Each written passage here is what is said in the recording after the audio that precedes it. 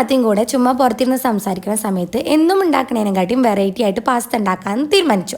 അപ്പോൾ അടുത്തുള്ള കടയിൽ പോയിട്ട് അതിന് വേണ്ടിയിട്ടുള്ള സാധനങ്ങളൊക്കെ പർച്ചേസ് ചെയ്തിട്ട് വീട്ടിൽ വന്നിട്ട് കുറച്ച് വെജിറ്റബിൾസ് എടുത്തു. ഞാൻ ക്യാരറ്റും ക്യാപ്സിക്കം ഓണിയൻ ഇത് മൂന്നാണ് എടുത്തിട്ടുള്ളത് കേട്ടോ. തക്കാളി വേണ്ടവർക്ക് ആഡ് ചെയ്യാം, പക്ഷേ തക്കാളിയുടെ ടേസ്റ്റ് ഇവിടെ ആർക്കും ഇഷ്ടമില്ലാത്തതുകൊണ്ട് അത് ഒഴിവാക്കി. ഈ 3 വെജീസും കട്ട് ചെയ്ത് മാറ്റി വെച്ചു. പിന്നെ നമുക്ക് ഇതിലോട്ടേക്ക് എഗ്ഗ് വേണം. ചിക്കൻ ഉണ്ടെങ്കിൽ ചിക്കൻ ആഡ് ചെയ്ത് കൊടുക്കുക.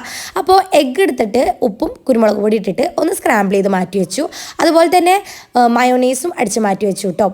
എന്നിട്ട് നമ്മൾ വെജീസൊക്കെ കട്ട് ചെയ്തിട്ട് മാറ്റി വെച്ചതിന് ശേഷം ഒരു പാത്രത്തിൽ കുറച്ച് വെള്ളം എടുത്തു. വെള്ളം ഒന്ന് ചൂടായിട്ട് അതിലോട്ടേക്ക് ഉപ്പും കുറച്ച് ഓയിലും കൂടെ ഒഴിച്ചു കൊടുത്തു. എന്നിട്ട് പാസ്ത ഇട്ടിട്ട് നന്നായിട്ടൊന്ന് വേവിച്ച് മാറ്റി വെച്ചു.